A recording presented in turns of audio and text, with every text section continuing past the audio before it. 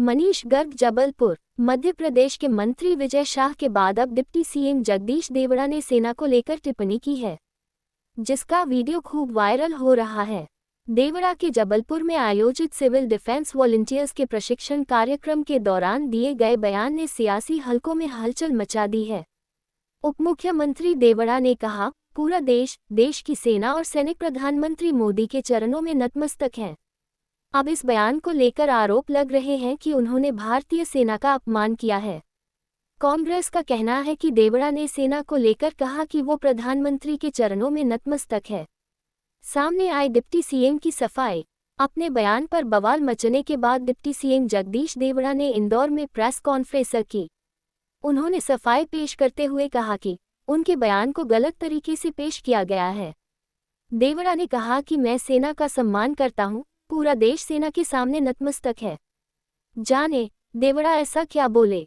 जबलपुर में जगदीश देवड़ा ने ऑपरेशन सिंदूर को लेकर कहा, प्रधानमंत्री जी को धन्यवाद देना चाहेंगे और पूरा देश की वो सेना, वो सैनिक उनके चरणों में नतमस्तक है।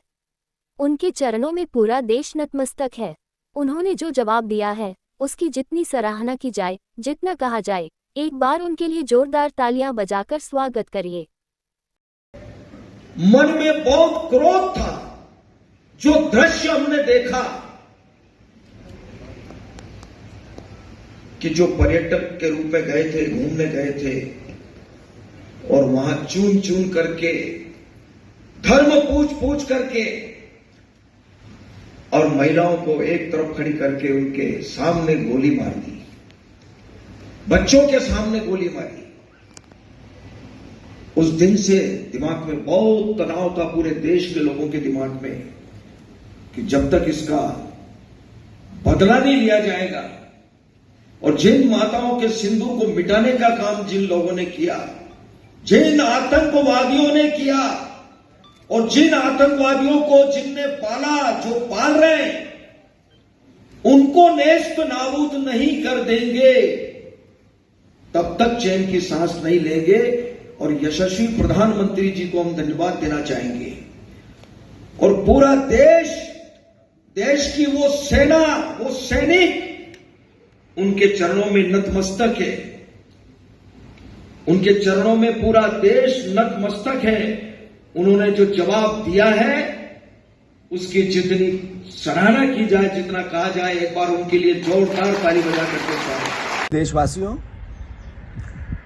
आज मध्य प्रदेश के उप मुख्यमंत्री जगदीश देवड़ा ने अपने एक भाषण में ये कहा कि भारत की सेना नरेंद्र मोदी के चरणों में नतमस्तक है।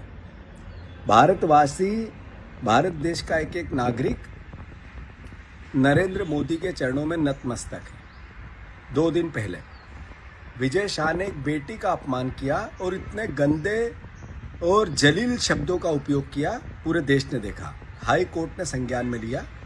दोनों घटनाओं पे भारतीय जनता पार्टी मौन है।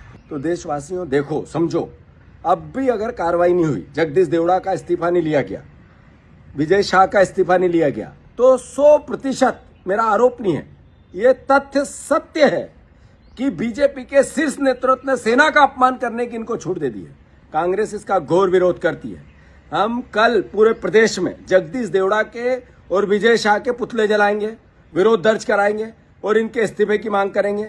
मैं एक एक कांग्रेस जन को इस वीडियो के माध्यम से संदेश देना चाहता हूं कि कल भारतीय सेना का अपमान करने वाले भारतीय जनता पार्टी के नेताओं का हर ब्लॉक में, हर गांव में, हर जिले में, जहां जिसको अवसर मिले